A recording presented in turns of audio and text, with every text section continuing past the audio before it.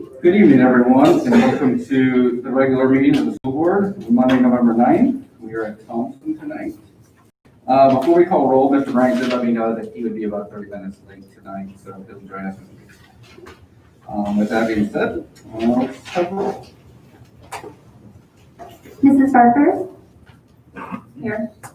Mrs. Fairbree? Here. Mrs. McCabe? Here. Mr. McNally? Here. Ms. Weigel? Here. Mr. Manley? Here. Thank you. Will you please rise for the pledge? Pledge allegiance. To the flag of the United States of America, and to the republic for which it stands, one nation, under God, indivisible, with liberty and justice for all.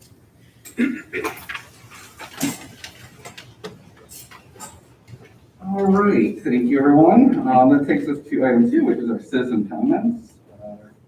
Ms. Barker. And myself. Ms. Barker, you please read our The school code provides for public comment period at each board meeting, subject to reasonable constraints. The practice of this board is to limit public comment to 3 minutes per speaker to a total of 30 minutes at the beginning of the meeting.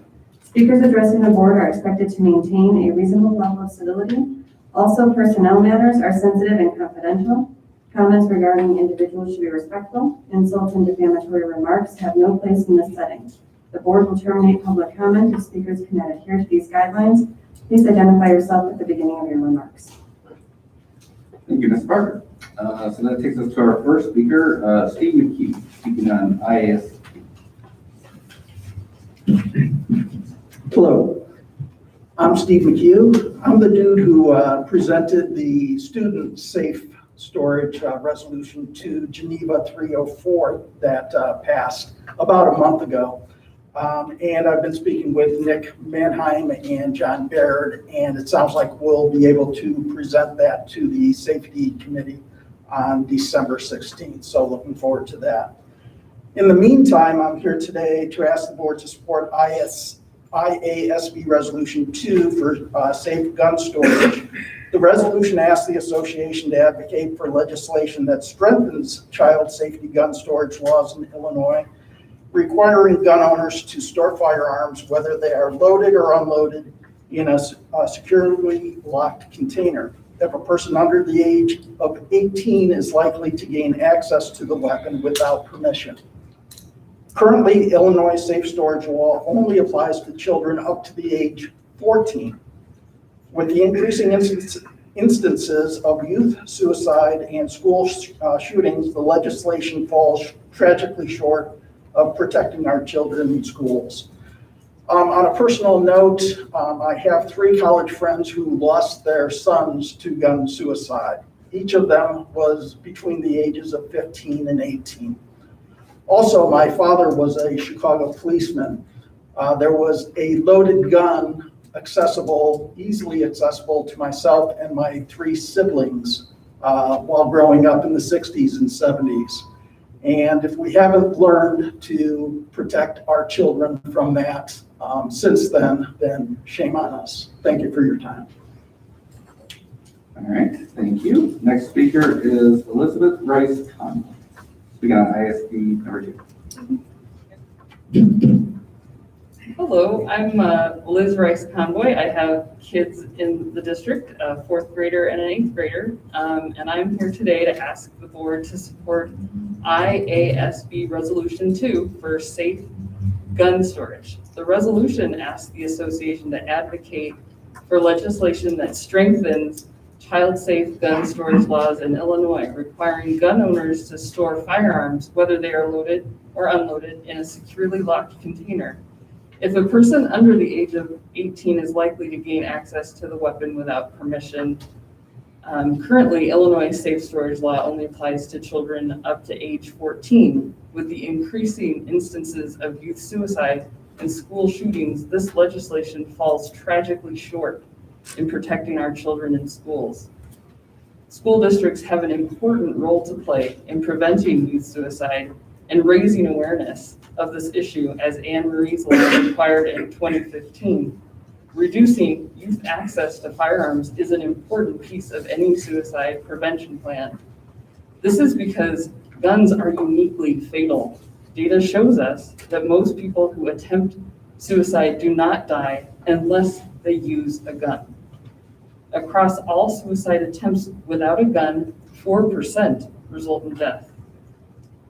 When a gun is involved, that figure skyrockets to 90%. If St. Charles students, like my own children, are anywhere near the national average, at least 1 in 5 are thinking of committing suicide now.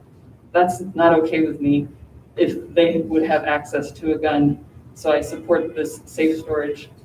Asking people to store firearms safely is an evidence-based way to reduce teen suicide. Please send a delegate to vote yes on IASB Resolution 2, please. Thank you.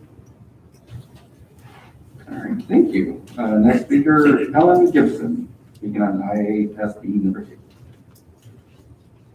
Hi there, members of the board, Dr. Pearson, and Board President Mannheim.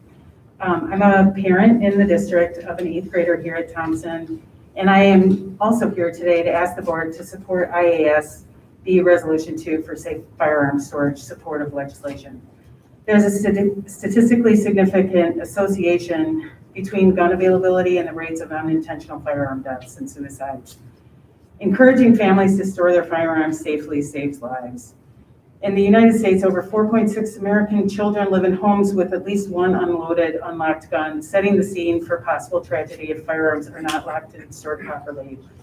Americans have bought nearly 17 million guns so far in 2020, more than in any other single year, according to estimates from firearm analytics companies.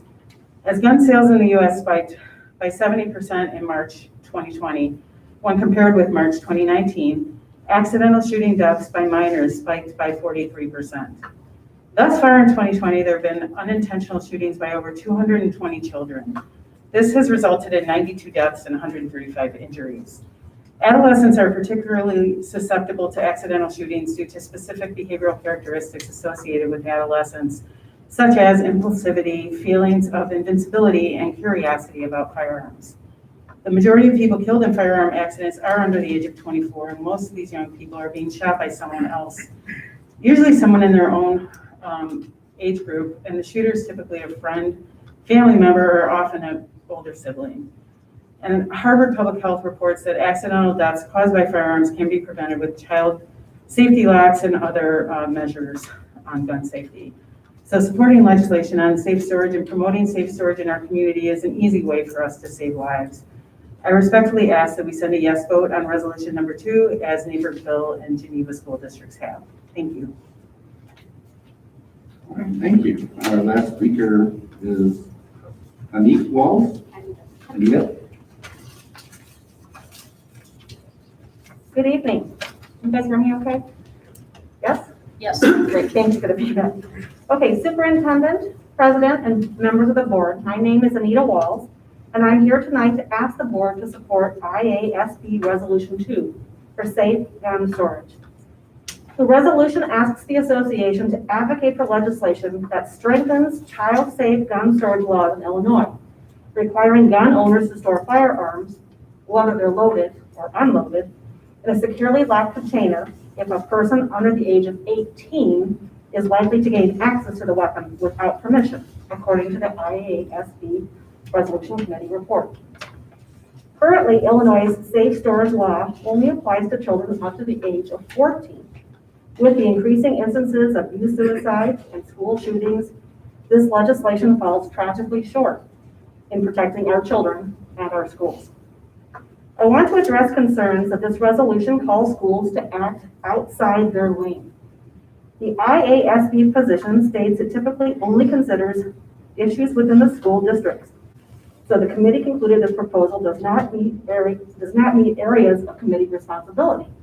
However, school shootings happen within the school, and our children are required to take part in active shooter drills.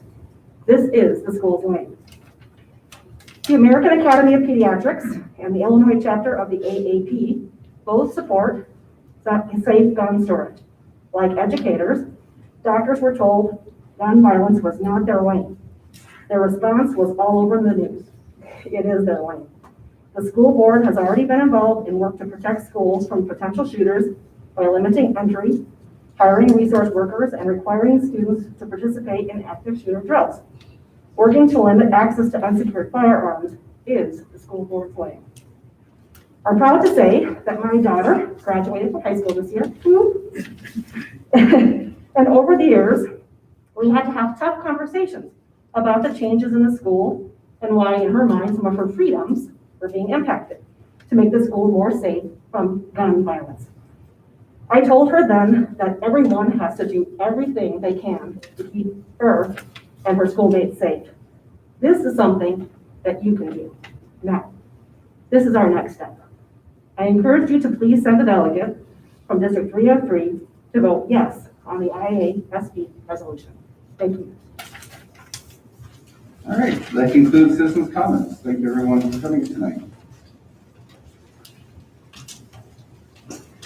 All right, that takes us to our superintendent's report. Dr. Pearson? Well, good evening. Thank you so much. I'd like to begin our superintendent's report tonight by just mentioning that next Monday, which is next Sunday, which is the 15th of November, is actually School Board Member Appreciation Day. And so I wanted to have a chance to mention that. Of course, as a district, we do appreciate the work that you do as volunteers, as school board members, and I wouldn't want to miss an opportunity to just mention that we have that Appreciation Day coming up. And in the spirit of appreciation, several of you have had an opportunity to visit some of our schools over the last week or so. So I just wanted to give you an opportunity, if you did get to do that, to maybe talk for a second about where you were able to go and share anything that you want to share about having that opportunity to visit. Of course, if you haven't had a chance as a board member to visit a school and you'd like for us to set something up for you, we'd be happy to do that for you. Just reach out to my office and we'll help get that started for you. So is there anybody that wanted to just mention anything quickly before we went any further? I'm happy to. I was able to go, I believe on Thursday. I visited 3 high school classes and I think 4 elementary. And I was very impressed with what's going on in our classrooms. It is a very complicated situation because, as you very well know, we have students this is at the high school, we have students who are in person, students who are part of the hybrid, and students who are remote. And our teachers are doing a remarkable, unbelievably well-organized process for being able to instruct and keeping kids engaged. They don't have the owls yet, and so they were kind of locked into the space where they can do the remote, but it was very impressive. It was who I saw were freshmen. So I'm looking forward to seeing upperclassmen because I think there'll be more discussion than freshmen tend to engage in. Elementary was wonderful. The kids, what really impressed me was how the masks are just one part of their day. They clean their tables and their chairs and desks. Mr. Baird would be very impressed. It was, I felt very honored to be part of it. And I feel like the teachers are doing a great job with our kids. And I want to thank them all for the hard work that goes into the planning and execution of those lessons. So, and thank you for letting me go.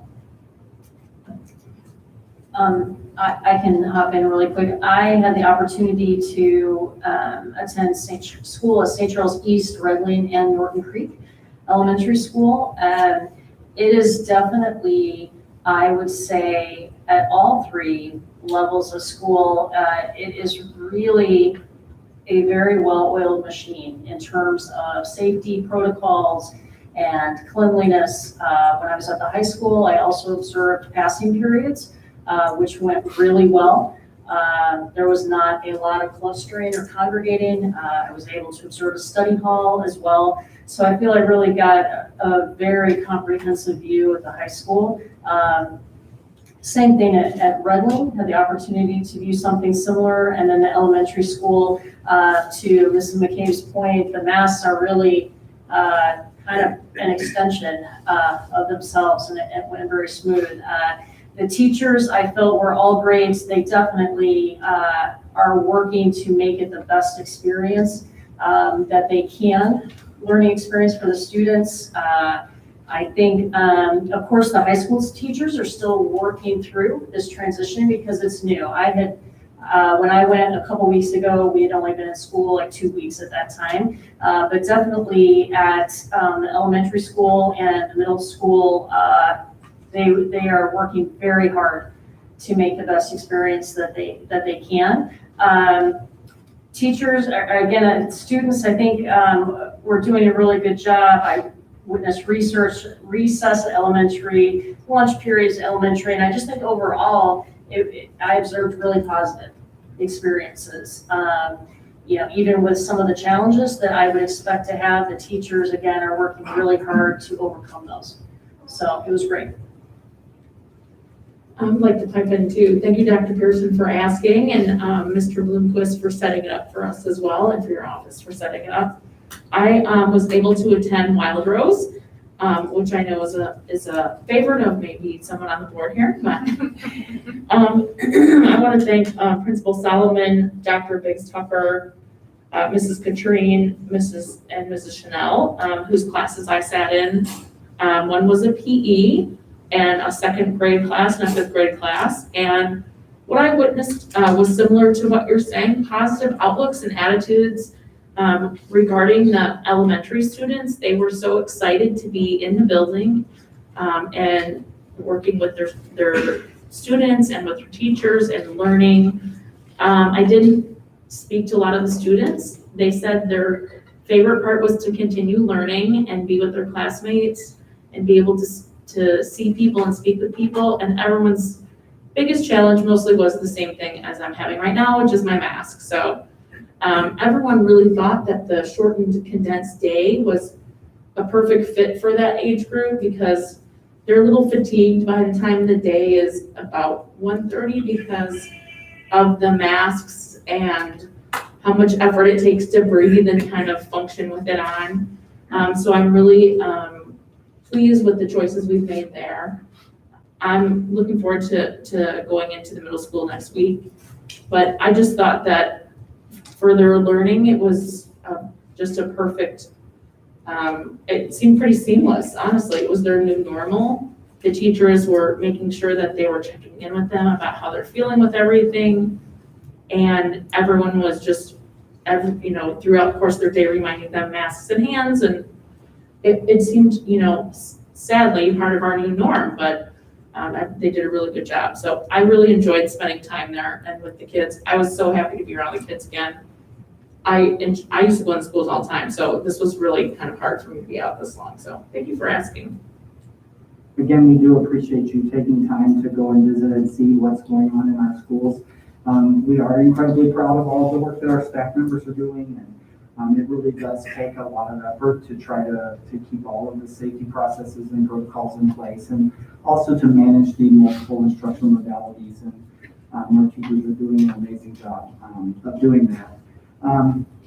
As we talk about that, I do just want to mention that as we continue to see an increase in cases in our community, it continues to be a strain on our schools and the ability to have school.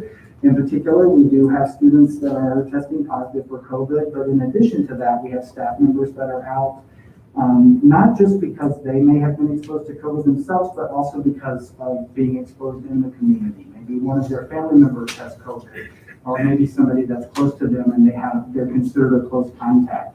And as you know, that requires a 14-day quarantine period. And as you're looking at trying to staff a school, when you have multiple people that are out for multiple days like that, it continues to be a challenge. So what I can say to you is that as a district, we are working really hard to try to identify additional personnel to help us with substitute teaching, teachers' assistants, lunchroom supervisors. We have several positions that are posted on our website, and I would like to continue to encourage all of those people that are interested in helping to please go on and apply for a job. We have everything from a couple of hours a day available to full day opportunities to substitute opportunities, which allow you to have a flexible schedule So the requirement for those positions are on the website. This is a time that as a community, if we want to keep our schools open, we need people to step up and take on some of these responsibilities. So please, if that's something that's of interest to you, or if you're qualified, or if you have flexibility in your schedule, we really could use your assistance. We're at a place as a district team that even all of our district level administrators, anyone that has a license in our district that could step in as a substitute teacher is making themselves available to do so every day. Some days they're needed, other days they're not, but in particular, Mondays and Fridays are really hard. So I would just say, please, if that's something that you can do to help, we would love to have you join our team. Yes. Can I ask a follow-up to that? As of yet, has the state made any adjustments to the standards for someone to become a substitute or something like that? It's my understanding that there was initially a waiver. I'm going to have to go back and double check on that. We have historically used the regular requirements for a substitute, which is a college degree of any kind, to get a sub-license. But I do believe that there are some pandemic-related exceptions, and we'll make that information available as well. So thank you for that. And so whatever those exceptions are, we either have invoked them or we're prepared to. Yeah, Mr. Moore has stepped in just to speak to that. Do you have any information about substitutes? If there's been any changes in the requirements for employment for subs? No, not for those positions. So just teaching assistants, paraprofessionals? No changes at all. Okay. This just at our last LNT meeting was a discussion. I believe it was LNT. We had a discussion about that. And I was a little surprised at the speed at which you're able to get those certificates at this point. It was a much longer process many years back. So I don't know how much more streamlining they have to do, and maybe they should, but I know it's a much more streamlined process than it used to be. So How long does it take?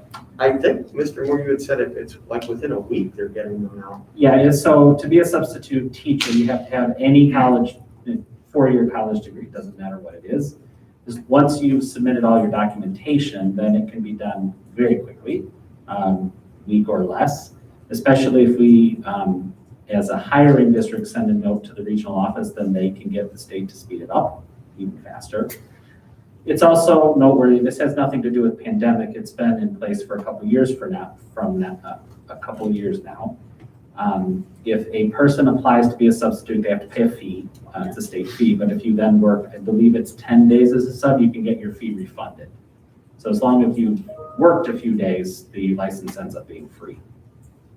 Okay, that's it. I had a question about that, so thank you. And Dr. Pearson, is all this information on our website? It is, actually. It's on our human resources page right now. If you click on HR, it will say available positions, and you can find that information there.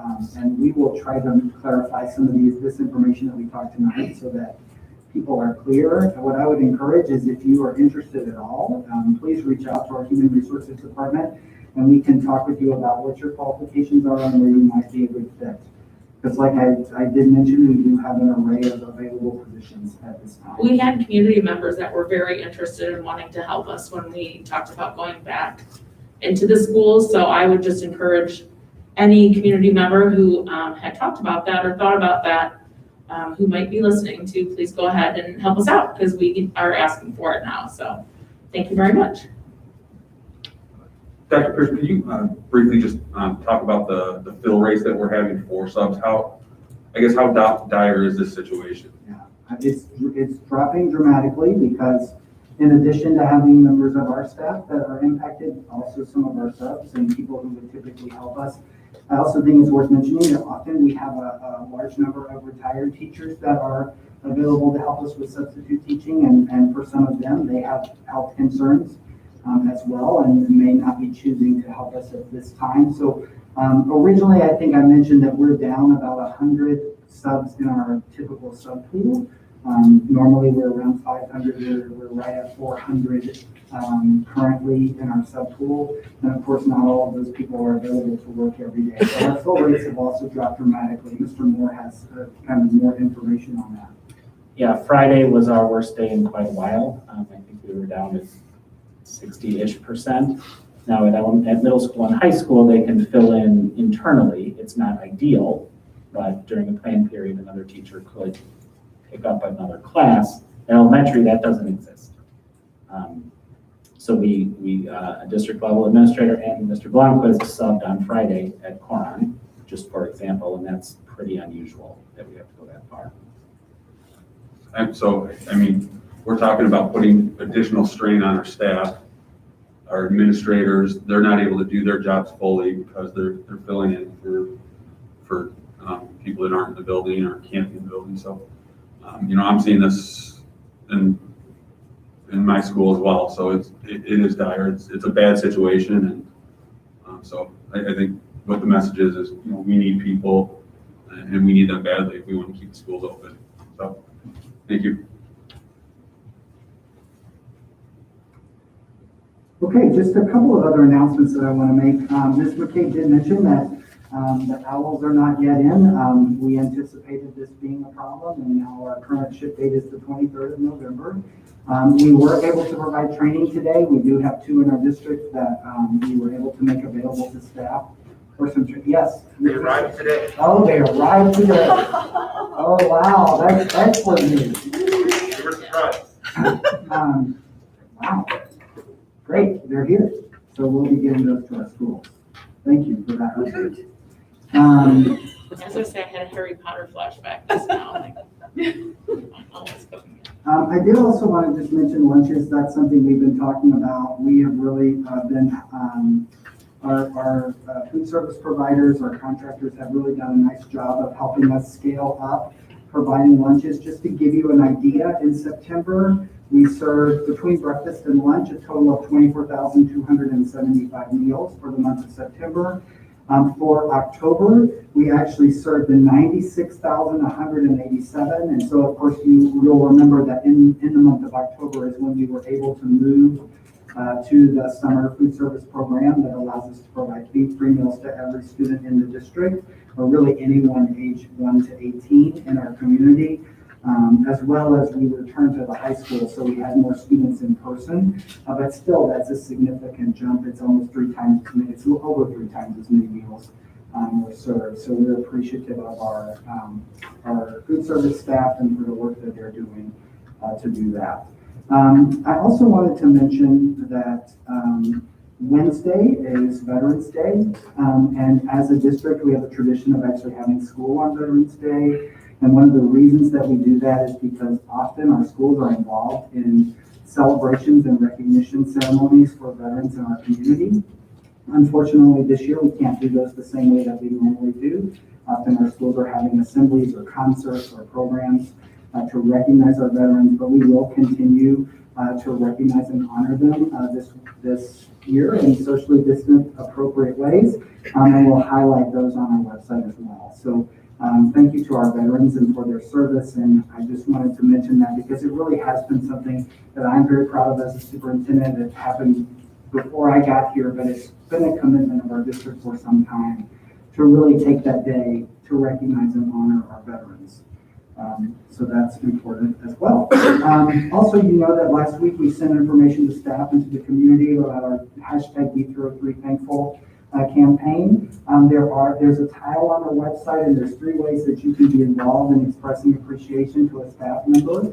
I think given the current climate and circumstances that we've already highlighted this evening, we have a lot of people working really hard to support our children in our schools, and it's a really good opportunity with November being Gratitude Month to express just a quick note of appreciation. There's a template for a note card on our website.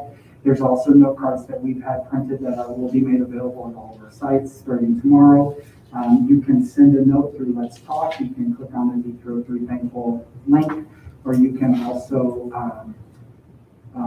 use the hashtag D303 Thankful and tag us on your social media if you'd like to share something that way.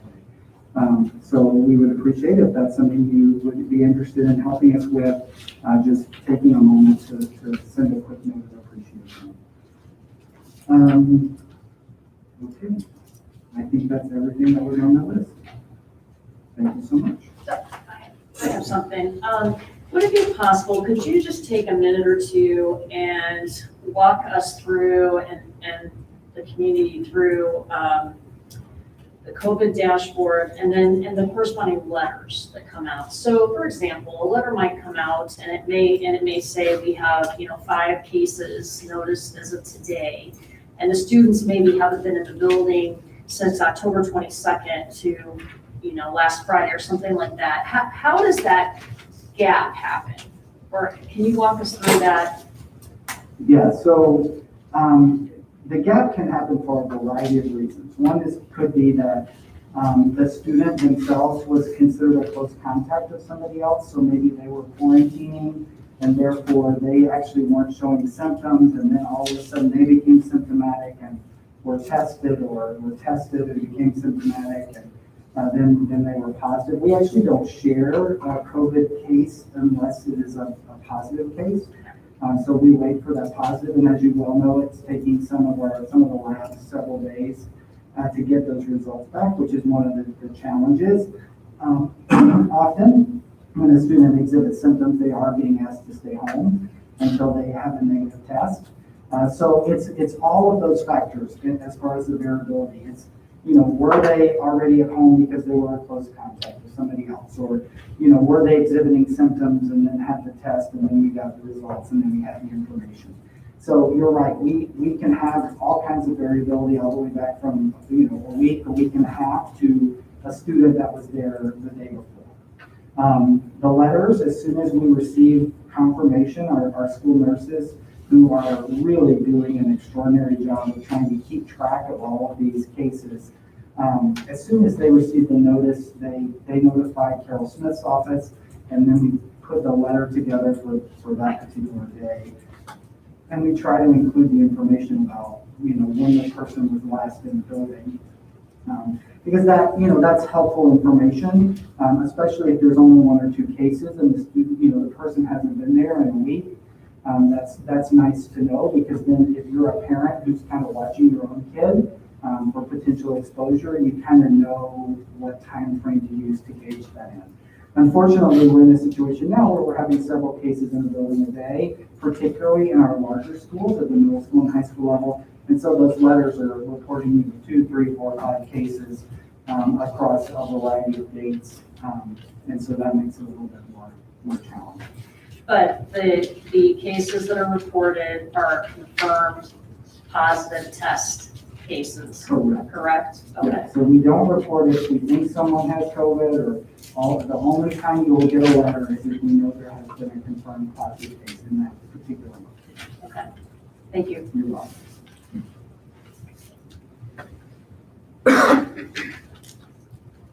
I did also want to mention, just very quickly, I'm sorry, Mr. Manheim, there has been some discussion about sports and IHSA, and I can just update the board that we have a governing board for our conference, the Duquesne Conference. They are working on a position for our conference and making a decision about basketball. We can expect something from them by the middle of the week. All right, great, thank you. And thank you for letting us know about the veteran celebrations as well. It's always been one of my favorite things as a board member to go to Wild Rose and see the celebrations from all the kids. So it'll be something I'll miss this year for sure.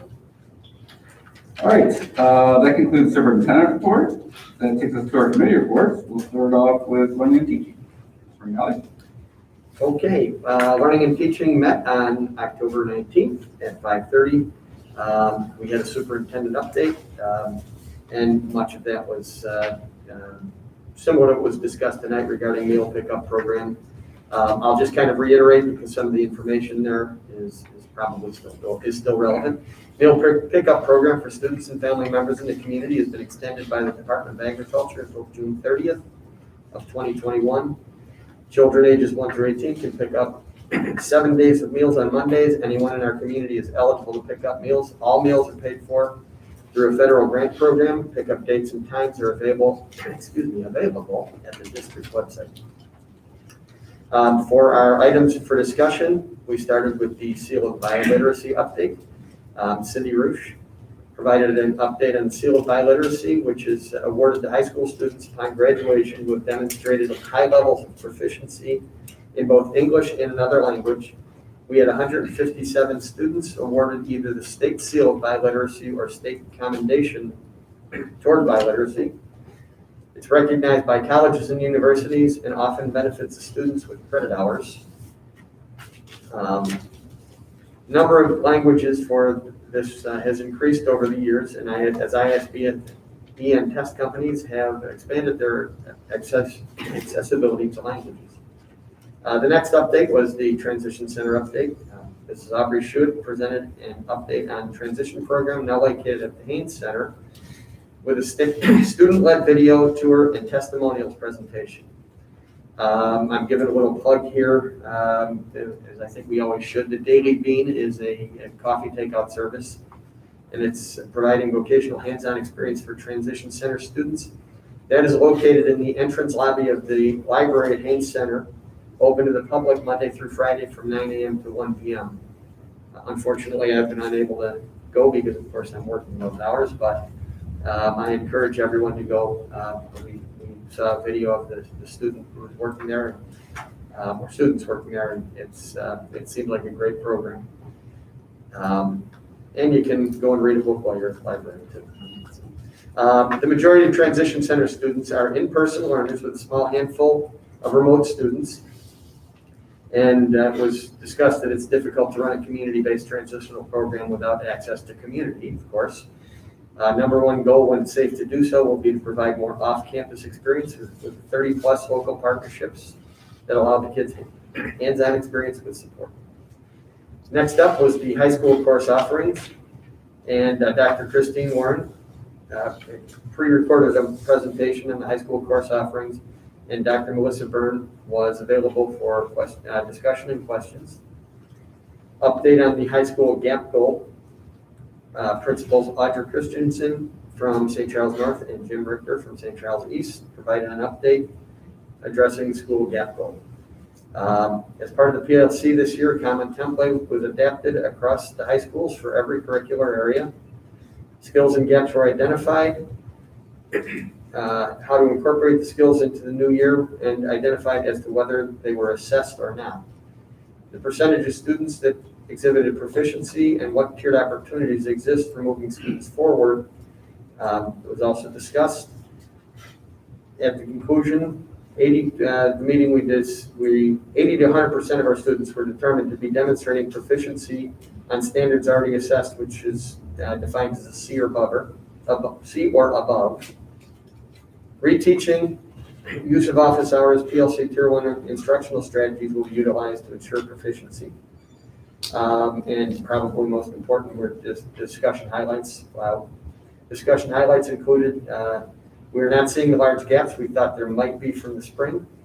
The importance of office hours being utilized for students in need of assistance. Teachers utilizing a tutorial approach to personally invite students to participate in specific standards or skill-focused work. And data is in the student learning opportunities and goals report being presented at the meeting in November, so we don't want to miss that. New criteria template will be revisited throughout the year and include cumulative assessment. A new template ties the fourth and first quarters together. And with a return to school in a hybrid model, high schools have increased instructional minutes from 185 to 185 minutes from 181. Everyone was full remote. We had the update on social emotional learning goals. And there was, as part of our discussion, with Dr. Patty Balaji and Ms. Kate Vincent were the presenters. As part of our discussion, there was a bit of revisiting of what SAVERS and ECRA are. SAVERS identifies emotional learning, and ECRA identifies the level of understanding to use strength through emotional support. ECRA is new for 2021 and provides insights in the ISP SEL domain of responsible decision-making, self-regulation, and social relationships. In ECRA, students are asked to rate 36 items across 3 domains representing the student's own perception of relative weaknesses and strengths. Board goal is to increase the overall score of a student who rates themselves 2.9 or lower. Currently, there are 121 students whose score fell below that metric. There were no significant differences between remote and hybrid learners, which is was an important part of our discussion. There was concern about that. Self-regulation was lower across all grade levels. 92% of students took the survey, and the question came up about whether or not the students and the staff is having conversations as well, whether students are telling what they believe the adults want to hear versus what they're actually feeling. And the staff feels responses are not representative and diagnostic is performed.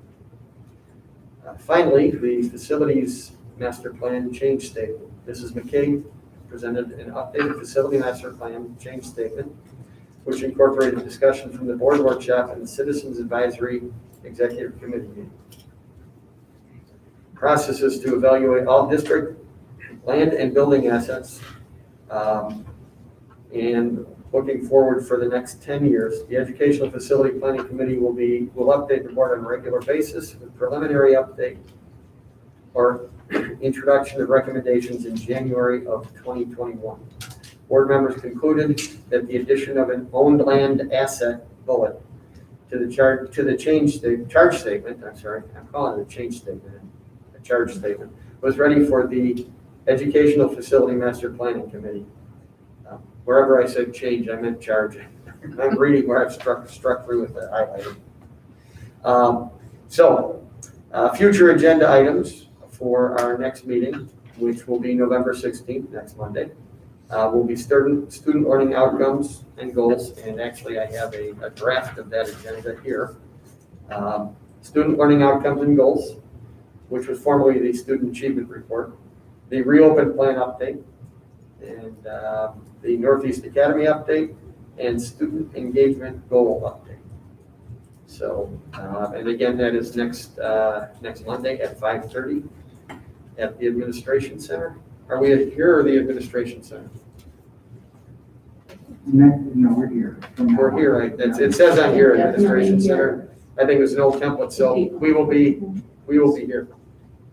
So, I do, as I always wish, to encourage people to listen to the minutes or listen to the meetings. They are recorded, so that if people have questions and they are unable to attend the meeting, that they can engage in that way.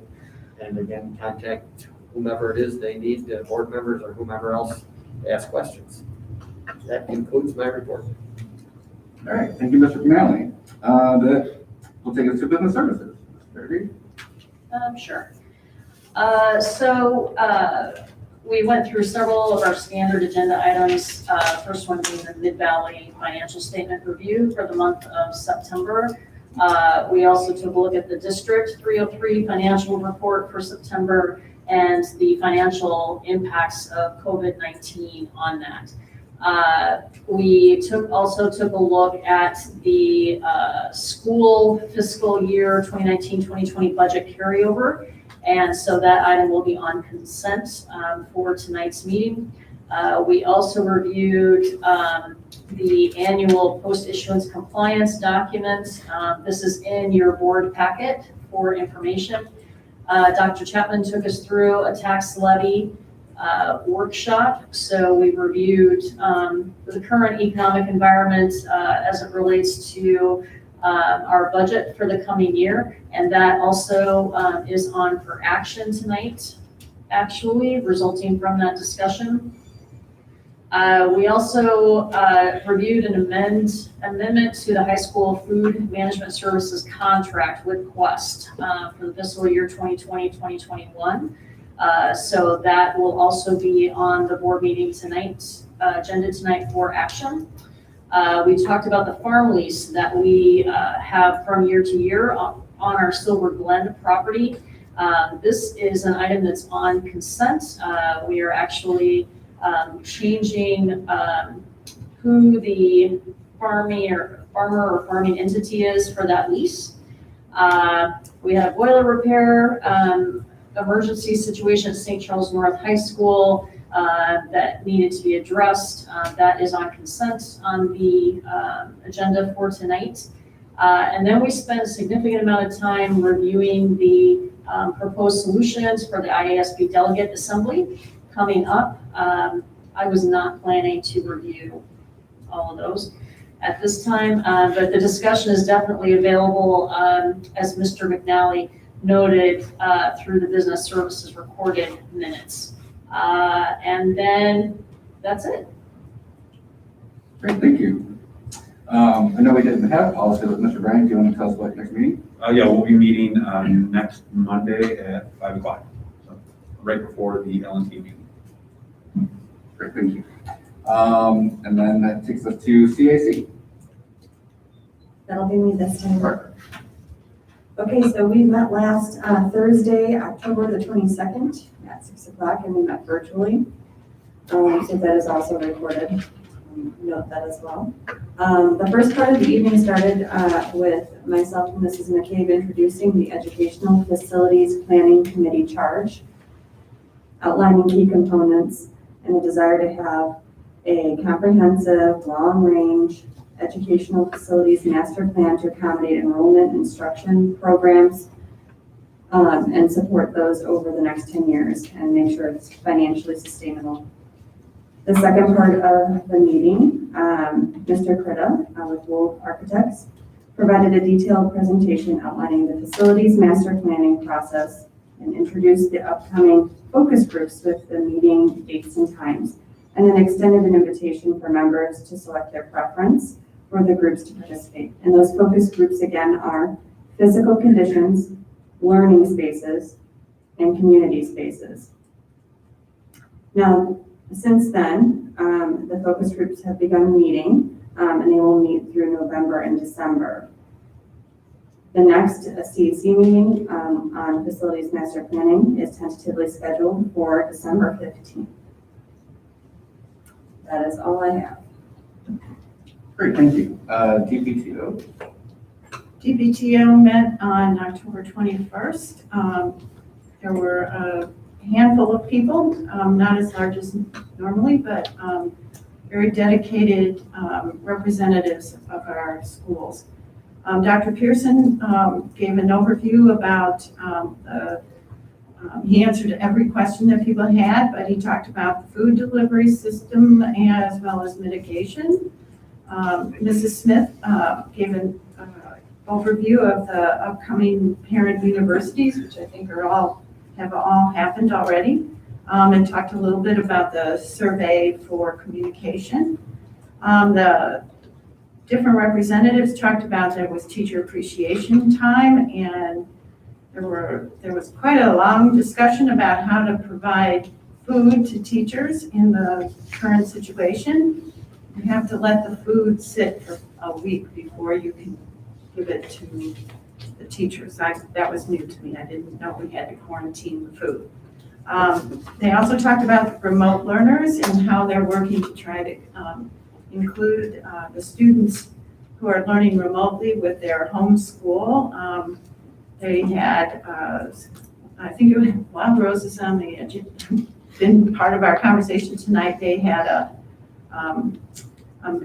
stuffed animal that they hid around the town and told the kids if they found them to report it. And it was also around Halloween time, so they were talking about ways to include the remote learners in any Halloween celebrations. They are working really hard to make all these events happen safely and to make families feel that they're included. It was an impressive conversation as always. That's it. Anything on housing? No, housing, did not mean it was canceled. And then intergovernmental, we continue to do it virtual and kind of just talk about where we're all at, all of our government entities and how we're handling COVID and other standard, what we're doing and where we're going. It's we're all just working together to, keep this community being great. I think everyone's doing a great job.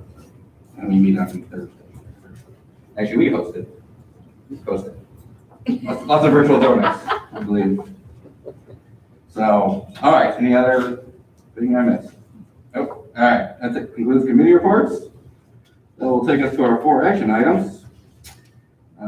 Item A, do I have a motion to approve the tax levy determination resolution? So moved. Second. Any discussion pertaining to this? And that's the process to put it on display. And we'll take action on this in December. Dr. Chapman said many times, we don't necessarily have to do this, but we do this for transparency. And it's just something we've done as a board. All right, if there's no other conversation, take roll. Mr. Bryant? Yes.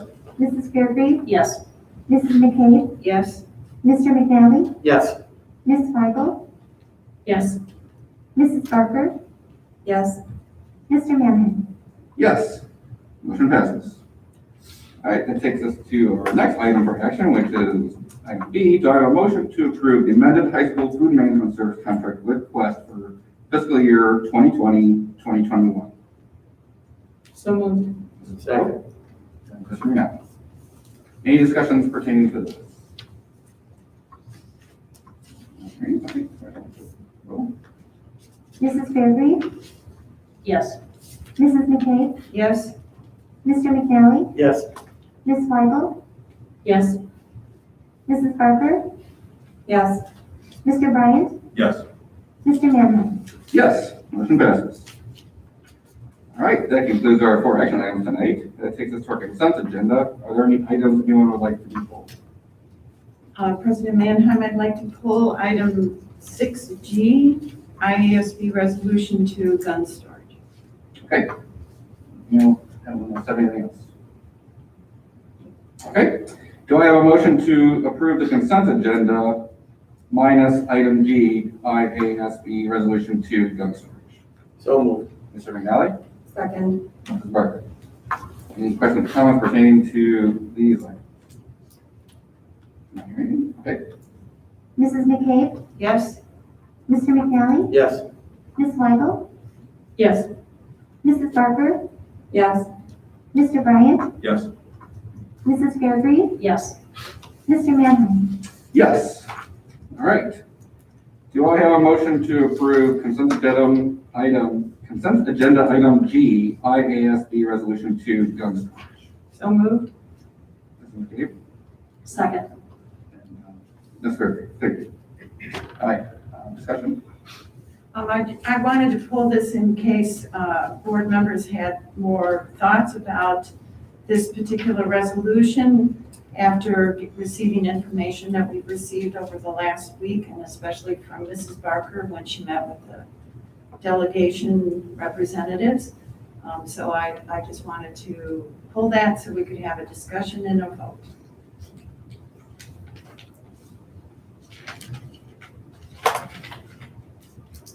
I, of course, did make the recommendation that we oppose the resolution committee's recommendation of do not adopt, and in support of resolution 2.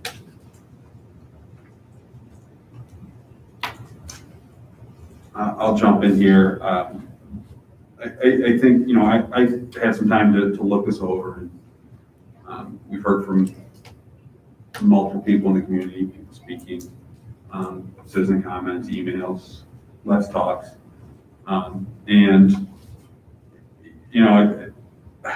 After reading it over, just thinking, and I was actually going to pull it myself. Personally, I feel that, I support gun storage. I think that's a great thing. And the more I looked at it, I felt like this is our place as a school board. Guns do affect our schools. So I know in our committee meeting, our business services meeting, I was in support of the committee recommendation, but I would like to change. So I'm just letting everyone know when we do vote that I'll be switching my recommendation. I would like to say that I certainly support safety of students. I do think that this has not been an organic process in the political venue. I will be abstaining tonight.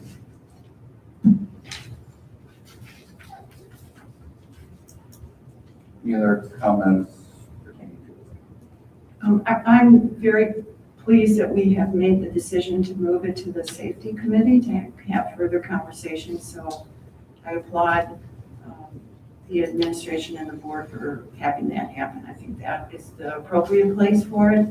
And I think we'll have a good, strong conversation about gun safety in our students. Okay, anything else before I move to any action? I think you just probably want to clarify what people's vote means. That's what I was gonna try to do. I was gonna ask that you make that clear. So at this point, what you have on the table is just the resolution itself, because of the way that your packet is organized. So I think if you, when you vote, if you say yes, support, or no, do not support, then that will be in support or not in support of the resolution as written. I understand what you're about to say, which is in the past, we have voted to support or not support the committee's recommendation.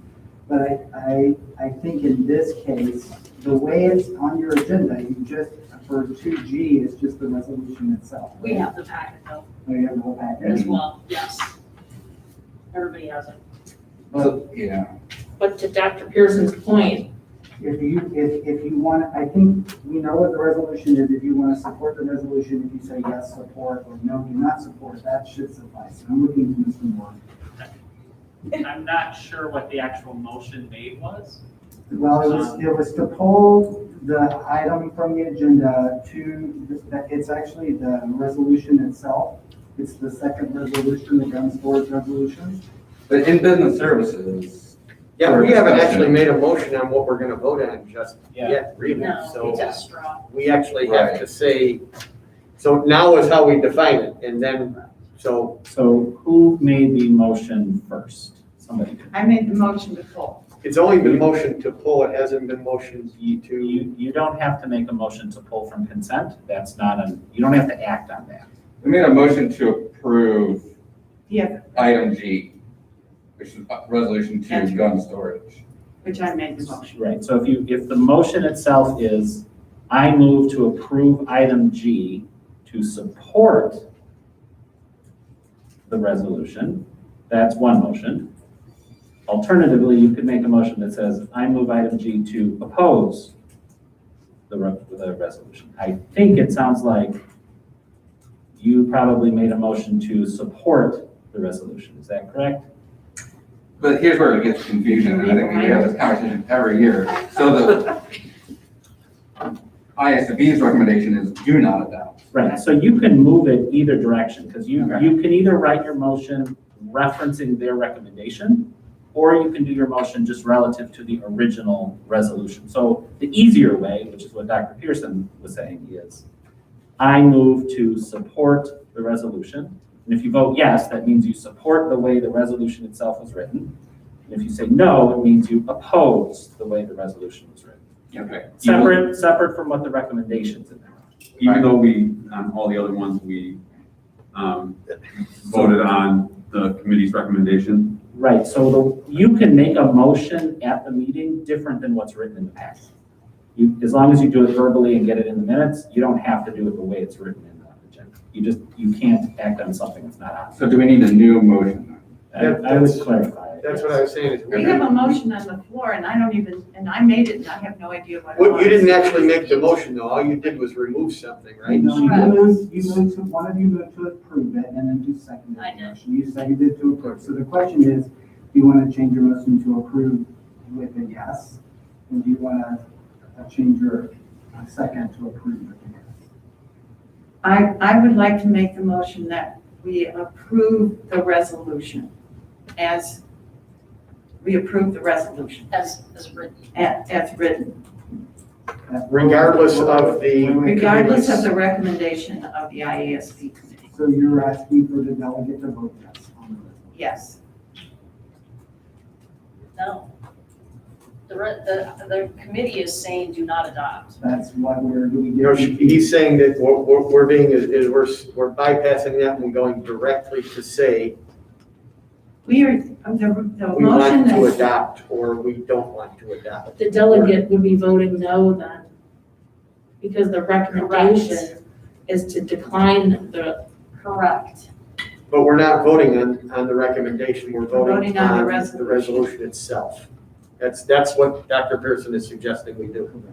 is rather than vote on the committee's recommendation, which is what we've typically done, we're gonna vote on the resolution itself.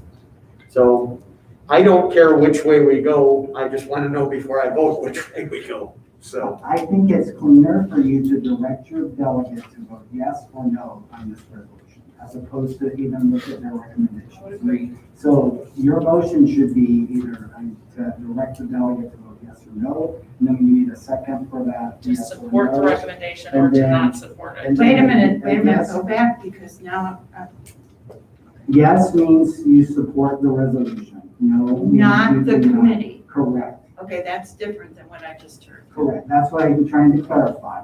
Yeah. If your motion is to direct the delegate to vote yes, then that means No, what I'm hearing, sorry that this takes so long, and maybe IASB could do a better job for us, Okay. is that what we have done is we have told the delegate how to vote on the recommendation of the committee.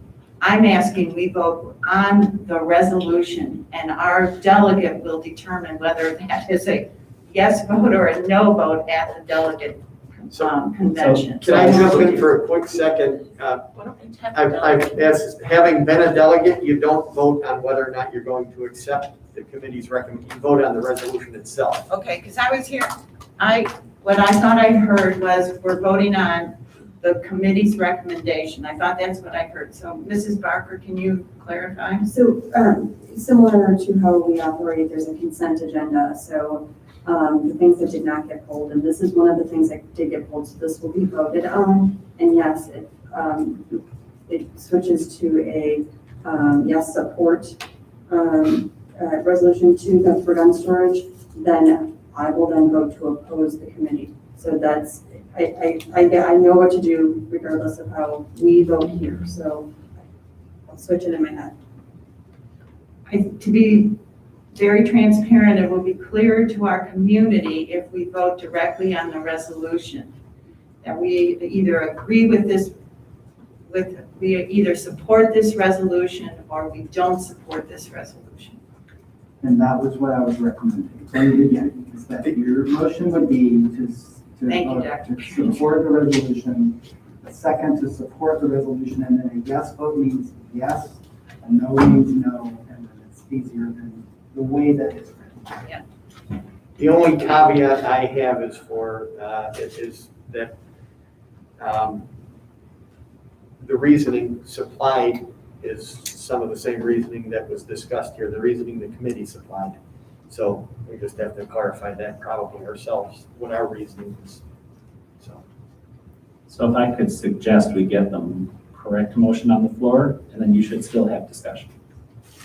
I thank you, I was going to suggest that.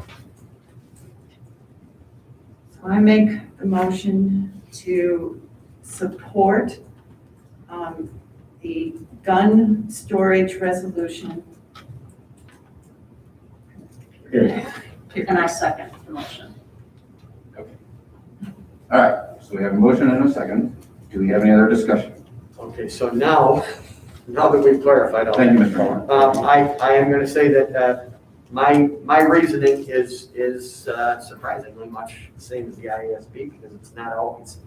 And that is that I am obviously, I think every sane person is in support of proper gun storage.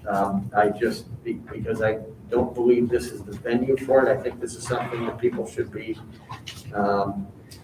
contacting their legislators for, as opposed to their school boards. I think this is not the appropriate venue for this.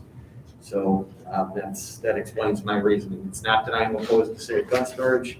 It's that I'm opposed to the venue, and I think the proper path for this is through the legislature.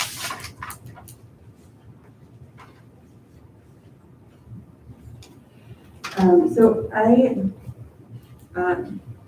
agree that the path is through the legislature, but IASB needs to take a position on this and then lobby towards that legislature. That is the job of those people who are caring for school districts in this state, I believe.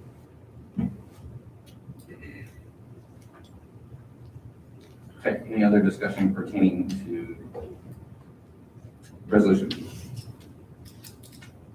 Okay. Okay. Can I make a recommendation? Can you recap again what people are voting for? Yes. So currently we have a motion to support ISB resolution number 2, gun storage. So we're just going basically straight on the resolution and not being concerned about the recommendation made by ISAB. And then once we have our vote, Mrs. Barker will then have direction on how to vote at the delegate assembly. Everyone feel good about that? Comfortable? Less confused? All right. Okay. Mr. McNally? No. Ms. Weigel? Abstain. Mrs. Barker? Yes. Mr. Bryant? Yes. Mrs. Fairbree? Yes. Mrs. McCabe? Yes, Mr. Manheim? No. Okay. The motion to approve resolution 2, gun storage passed. All right. Thank you. All right. All right. That concludes our consent. That takes us to our for information items. As always, we have our FOIA requests, financial reports, COVID financial impact, district enrollment. This month we have the post-issuance compliance, which came from business services. Any questions on for information? Yeah, on the enrollment report, I did not see any numbers broken down for the high school with remote versus in person. Do we have that information? We do, and I think that what happened is the folks that would prepare this for us each month didn't think to add it for this month, but we'll get it for you for next month. Just kind of a follow-up on that as well. Are we seeing a lot of movement since we returned to in-person with students switching, from, I guess, even as numbers increase in the community with COVID, have we seen a switch from in-person to remote at all? Yeah, I don't think we've seen that kind of movement at the high school level like we did at elementary and middle school as much. I'm just looking into some more just to confirm that. There's always a few. I think one of the things that makes it different at high school is because of the way that the high school schedule is working and students are joining remotely or in person, it's easier for them to move back and forth because it doesn't impact their schedule. But I would say at both elementary and middle school, we saw more at first move to remote. But I think this time, and Mr. Moore was just confirming that not as many, there hasn't been as much movement with high school.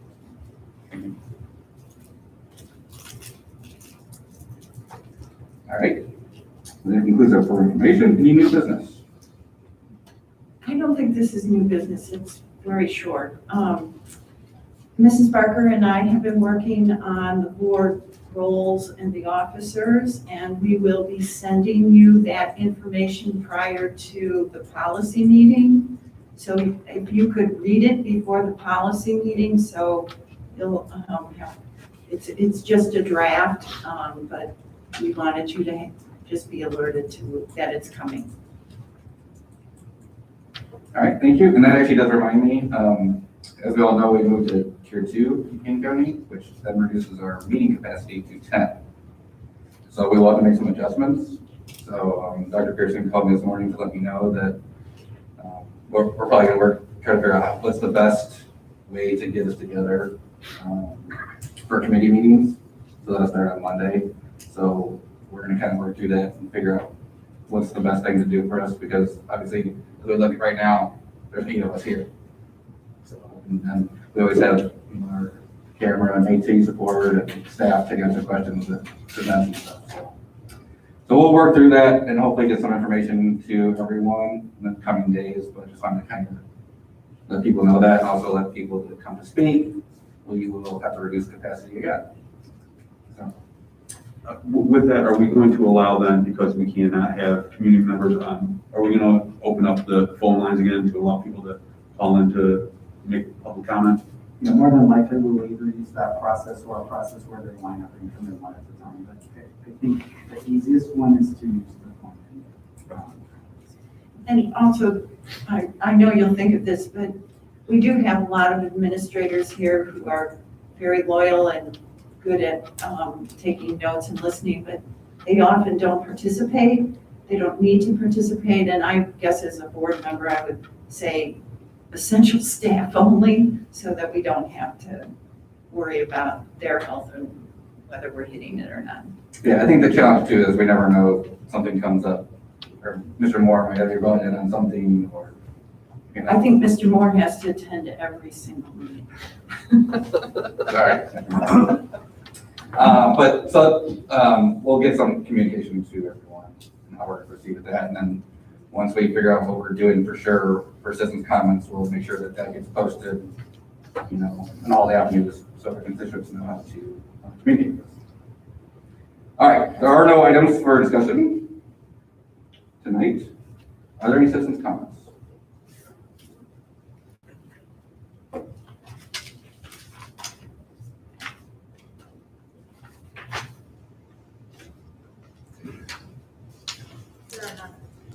All right, thank you, Mrs. Smith.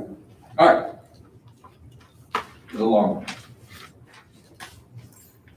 So I have a motion to adjourn to closed session by a roll call vote for the purposes of item 1, the appointment, employment, compensation, discipline, performance, or dismissal of specific employees, specific individuals who serve as independent contractors in a park, recreational, or educational setting, or specific volunteers for the public body or legal counsel for the public body, including hearing testimony on a complaint lodged against an employee, specific individual who serves as an independent contractor in a park, recreational, or educational setting, or volunteer for the public body, or against legal counsel for the public body to determine its validity. Item 2, litigation. When an action against, affecting, or on behalf of a particular public body has been filed and is pending before a court or administrative tribunal, or when the public body finds that an action is probable or imminent, in which the basis for the finding shall be recorded and entered into the minutes of the closed meeting. Item 3, the establishment of reserves for settlement of claims is provided in the Local Governmental and Governmental Employees Tort Immunity Act. If otherwise, disposition of a claim or potential claim might be prejudiced, or the review, discussion of claims, loss, or risk management information, records, data, advice, or communication from or with respect to any insurer, public body, or intergovernmental risk management association, or self-insurance pool of which the public body is a member. So moved. Second. Thank you. Right now. Ms. Weigel? Yes. Mrs. Barker? Yes. Mr. Bryant? Yes. Mrs. Fairbrady? Yes. Mrs. McCabe? Yes. Mr. McNally? Yes. Mr. Manheim? Yes. We are adjourned. Can I take my number of mute? Yeah. 107? All right, Okay. so 107. I was gonna say, Thank you. none of us could hear last night. Thank you, Mrs. Martin. Thank you, Mr. Manheim. Yes, you know, Oh, no. I was, you knew I was trying to say that.